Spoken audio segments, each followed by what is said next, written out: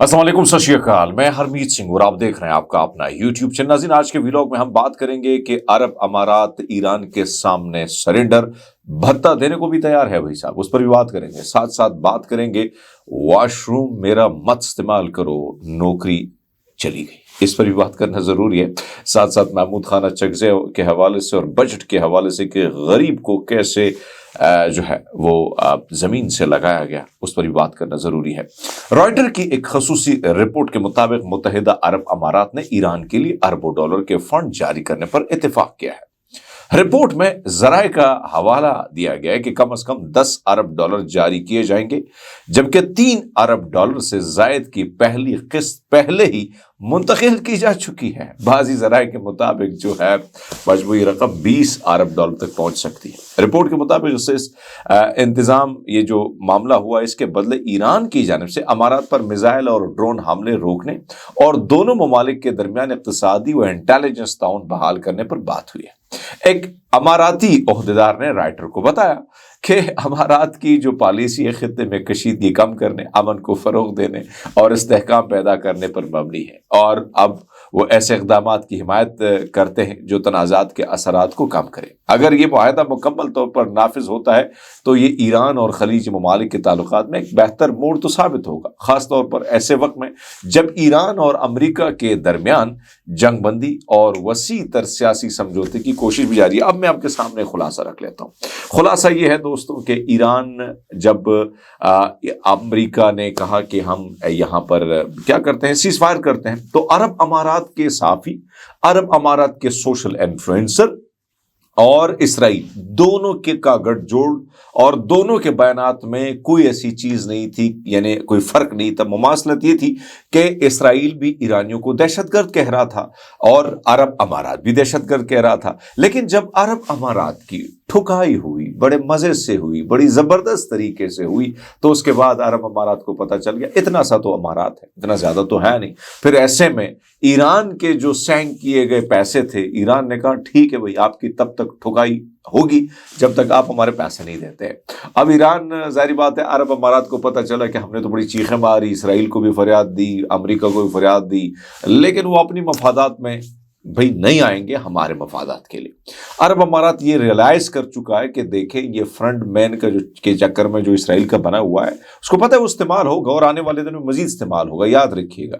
लेकिन एक चीज जो वाज़ेह हो गई कि ईरान के सामने अरब अमारात खुलकर सरेंडर हुआ, ना सिर्फ सरेंडर हुआ बल्कि भत्ता भी दिया। हाँ, भत्ता भी दिया, लो भाई पैसा लो, हमें बचा लो भाई, हम पे मिसाइल मत ठोको। तो ये थोड़ी सी खबर बड़ी इंटरेस्टिंग थी और ये इस वक्त रॉयटर की खबर है और CNN भी इसको चला चुका है। बहरहाल मैंने सोचा आपके सामने रखूं। और इसके साथ साथ अब्बास इराक्ची ने जो बात की है जंग के हवाले से कि फरीकैन जंग का आगाज ना करने और जंग और ताकत से इस्तेमाल से गुरेज का अहद करेंगे, यानी आने वाले दिन जो मुआहदा होने वाला है। ईरानी वज़ीर ख़ारजा अब्बास इराक्ची ने कहा कि मुजव्वज़ा मफ़ाहमत के तहत दोनों फरीक इस बात के पाबंद होंगे कि वो किसी जंग का आगाज नहीं करेंगे और ना ही एक दूसरे के खिलाफ धमकी या ताकत के इस्तेमाल की पॉलिसी इख्तियार करेंगे। भाई साहब, एक तरफ तो ये चीज मैं देख रहा हूँ, दूसरी जानिब मैं ये देख रहा हूँ कि जो पॉलिसी चल रही है, जो नुकात मैंने आपके सामने कल रखे थे कि अमेरिका और ईरान किन नुकात पर मुतफ़िक़ है और क्या क्या चीजें जो हैं उसमें होने वाली है। तो बहरहाल इसमें इंटरेस्टिंग चीज़ ये थी कि अरब अमारात के हवाले से जो खबर आई, क्योंकि बाकी चीज़ें तो चल रही हैं और कहा जा रहा है कि बड़े स्मूथली मुआहदे के मामला जो है वो तय हो रहे हैं, लेकिन यहाँ पर ख़ासकर अरब अमारात जो है वो बेचारे की हालत पतली हो चुकी है। बहरहाल दोस्तों, वफाकी बजट पर बात करते हैं। इस बजट के हवाले से मैं अगर कहूँ कि आवाम को फिर जो है ज़मीन पर लगा दिया गया है, बल्कि ज़मीन के अंदर घुसेड़ दिया गया है और अशराफिया के फिर से इस बजट में मज़े हैं। एजुकेशन को अगर आप देखें, हेल्थ डिपार्टमेंट को देखें, तो उनके लिए कोई रिलीफ या आम जो नौकर पेशा लोग हैं वो उनके लिए कोई नहीं है, लेकिन हाँ बड़े बड़े साहिब के लिए बड़ी बड़ी छूट है।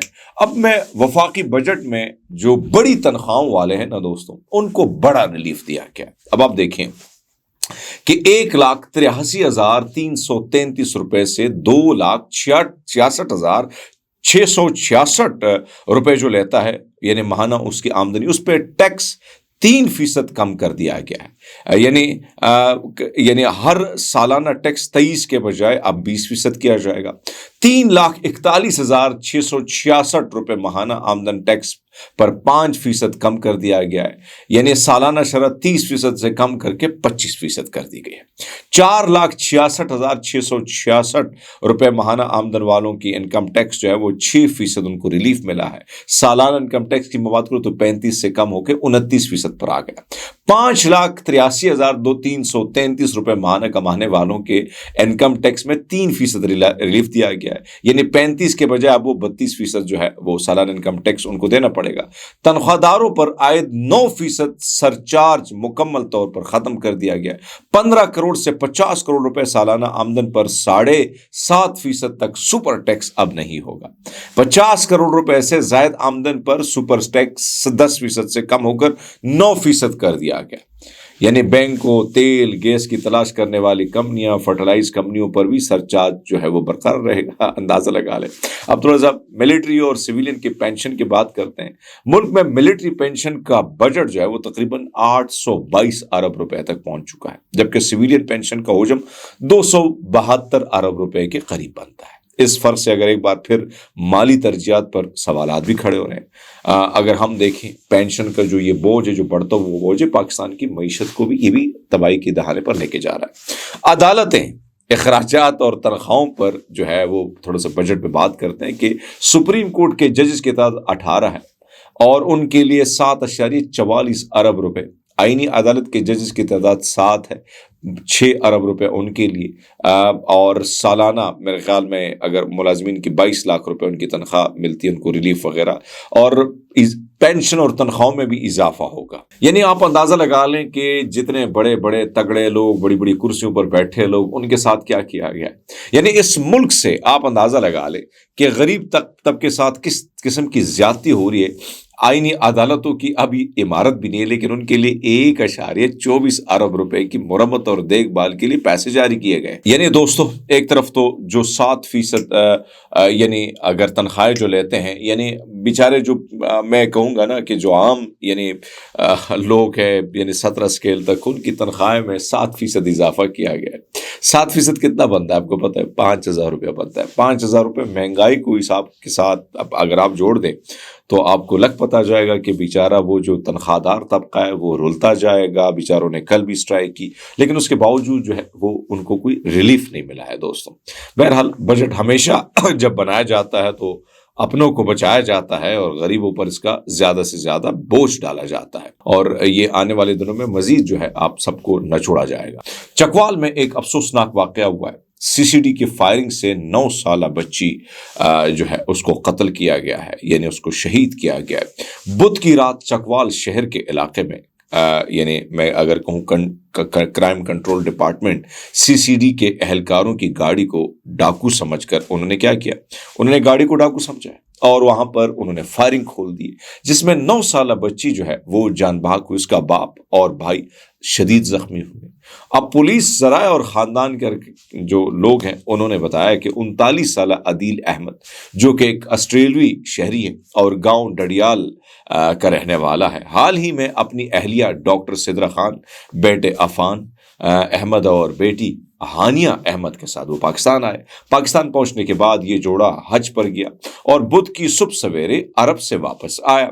अदील के ससुर ने अपने दोनों बेटियों के अहले खाना के लिए अशाइये का एहतमाम किया था। अदील रात का खाने के बाद 11:40 पर अपने ससुर की रिहाइश गाह से निकला। उसकी बीवी अपने मामू अली एजाज से मिलना चाहती थी, जिनका घर सीटीडी स्टेशन जो है उसके करीब था। एजाज ने डॉन न्यूज से बात करते हुए कहा कि जब उन्होंने अपने किराए की कार में मेरे घर के सामने उन्होंने अपनी कार रोकी तो 2 डाकू मोटरसाइकिल पर आए। एक डाकू जिसके पास पिस्टल थी गाड़ी के पास आया। अदील और सिद्रा से कहा कि वो अपने जेवरात और नकदी हवाले कर दें। उसने बताया कि उसकी भांजी ने डाकू को उनके जेवरात दिए, जिनकी मालियत तकरीबन 5 लाख रुपए थी। जैसे ही डाकू जेवरात लेके गए, सीसीडी जो है के एहलकार ने देखा, जो बाहर खाना खाकर स्टेशन वापस आ रहा था। एक एहलकार ने बताया कि पुलिस एहलकार स्टेशन पहुंचा और एक कांस्टेबल से SMG बंदूक छीन ली और डाकू पर फायरिंग कर दी, जिन्होंने भी जवाबी कार्रवाई की। दोनों डाकू अपने मोटरसाइकिल पर मौके से फरार हो गए। فائرنگ کے بعد عدیل بھی گاڑی سے باہر نکل گیا۔ ایک پولیس اہلکار نے بتایا جیسے ہی پولیس والوں نے گاڑی کو فوراً بھگاتے ہوئے دیکھا تو انہوں نے یعنی اسے ڈاکوں کی ملکیت سمجھا اور کار پر اندھا دھند فائرنگ کر دی۔ سی سی ٹی کے اہلکاروں نے موٹر سائیکلوں پر کار کا پیچھا کیا لیکن وہ اسے نہ پکڑ سکے کیونکہ عدیل نے گاڑی تیز رفتاری سے چلائی اور اپنے سسر کے گیٹ تک پہنچنے میں کامیاب ہو گیا، جہاں اس کا کنٹرول ختم ہو گیا اور کار گیٹ سے ٹکرا گئی۔ وہ بھی بری طرح زخمی ہوا۔ اہل خانہ کو فوری طور پر ڈسٹرکٹ ہیڈ کوارٹر اسپتال لے جایا گیا جہاں ہانیہ کو مردہ قرار دیا گیا، جبکہ عدیل اور اس کے بیٹے عفان کو بے نظیر بھٹو اسپتال راولپنڈی میں ریفر کیا گیا جہاں دونوں کا آپریشن کیا گیا۔ عدیل کو اسپتال سے ڈسچارج کیا گیا لیکن ان کے بیٹے کا علاج جاری ہے۔ عدیل کی بیوی محفوظ رہی۔ سی سی ڈی کے ریجنل آفیسر راولپنڈی حسن جہانگیر وٹو اور district police officer Chakwal Kashif Zulfiqar نے لواحقین سے ملاقات کی اور قصورواروں کے خلاف فوری قانونی کارروائی کی یقین دہانی کرائی ہے۔ ڈی پی او نے ڈان نیوز کو بتایا کہ ایک انتہائی افسوسناک واقعہ ہے۔ ایک جے آئی ٹی تشکیل دی گئی ہے جو جلد از جلد اپنے نتائج یعنی جو ہے وہ پیش کرے گی رپورٹ۔ یعنی دوستوں میں ایک بات بتاؤں، یہ سی سی ٹی جس طریقے سے بے لگام ہوئی، جس طریقے سے انہوں نے ہر بندے کو آپ دیکھیں کہ مبینہ طور پر ان پہ الزام ہے کہ تقریباً 2500 سے زیادہ لوگ جو ہیں انہوں نے تڑی پار کی، ان کو قتل کیا۔ اس میں بڑے معصوم بچے بھی شامل ہیں، اس میں بڑے ایسے لوگ شامل ہیں جن کا اس چیز کے ساتھ کوئی تعلق ہی نہیں تھا لیکن ان کے ساتھ یہ سب کچھ ہوا۔ بہرحال افسوس ہی کر سکتے ہیں۔ میں تو سمجھتا ہوں کہ آسٹریلیا سے ان کو آنا نہیں چاہیے تھا کیونکہ اس ملک میں جو ایک لاقانونیت ہے، جو ایک نظام چل رہا ہے وہ ایک فاشسٹ نظام ہے اور فاشسٹ نظام کے تحت آپ نہ یہاں پہ سفر کر سکتے ہیں نہ آپ کی زندگی محفوظ ہے۔ آپ دیکھیں اسلام آباد اور راولپنڈی میں 12 فورسز کام کری جن لوگوں نے جس کی وجہ سے لوگوں کا جینا حرام ہو چکا ہے۔ ہر جگہ آپ جاکیں گے، ناکے دیکھیں گے، مختلف فورسز پھر رہی ہیں، آپ کو اتنا تنگ کر دیں گے کہ آپ سوچیں گے کہ میں یہاں رہ کیوں رہا ہوں۔ ایک بڑی انٹرسٹنگ سی سٹوری جو ہے وہ آپ کے سامنے رکھ لیتے ہیں کہ ایک واش روم کا استعمال ڈی پی او کے لیے بڑا مہنگا پڑ گیا۔ اب یہ قصہ کیا ہے؟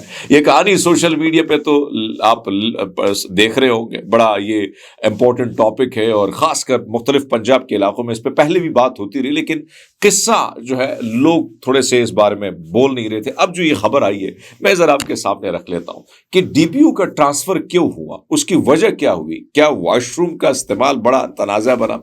اب سٹوری یہ ہے دوستوں کہ ایک سی ایس پی آفسر کی رخصتی ہوئی ہے حافظ آباد، یعنی حافظ آباد کی جو ڈی پی او ہے اس آفس میں ایک سیاسی بیٹھک تھی، کرسیوں پر کچھ سیاسی شخصیات موجود تھی۔